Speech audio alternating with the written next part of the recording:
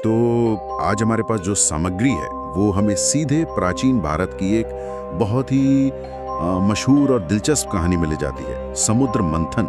हाँ। इसे अक्सर बस देवताओं और असुरों की एक कहानी की तरह सुनाया जाता है। बिल्कुल लेकिन इन स्रोतों को देखने पर लगता है कि बात उससे कहीं ज्यादा गहरी है ना। बिल्कुल, ये सिर्फ एक किस्सा नहीं है, बल्कि इसमें कई परतें हैं, कई छिपे हुए हैं। स्रोत बताते हैं कि कैसे देवताओं और असुरों ने मिलकर अमरता यानी अमृत पाने के लिए वो विशाल क्षीर सागर उसको मथने का फैसला किया। हाँ, और ये अपने आप में एक अनोखी साझेदारी थी, दुश्मन एक साथ। हाँ बिल्कुल। और कमाल की बात यह है कि मंथन शुरू होते ही सबसे पहले वो अमृत नहीं मिला जिसकी तलाश थी। नहीं, स्रोतों के अनुसार सबसे पहले तो हलाहल विष निकला।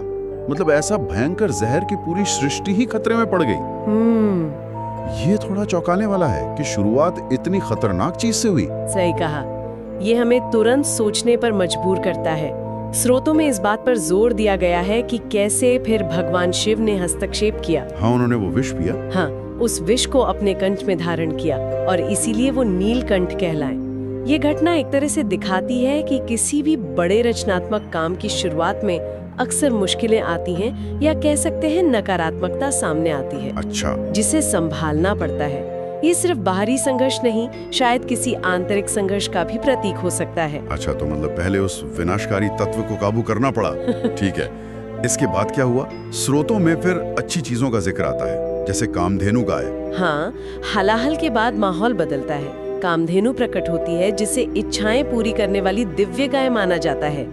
ये एक तरह से जरूरत और पोषण का प्रतीक है, कह सकते हैं। पोषण का? हाँ, तो आप देख सकते हैं कि कैसे विनाश या बाधा के बाद पहले जरूरतें पूरी होती हैं और फिर समृद्धि आती है। हाँ, एक क्रम नजर आता है इसमें। बिल्कुल, एक क्रम है। ये तो दिलचस्प क्रम है। पहले संकट, फिर उसका समाधान, फिर पोषण और फिर समृद्धि।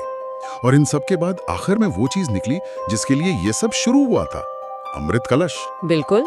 और जैसे ही अमृत सामने आया, स्रोतों के मुताबिक देवताओं और असुरों के बीच उसे पाने के लिए लड़ाई शुरू हो गई। हाँ, घमासान युद्ध छिड़ गया।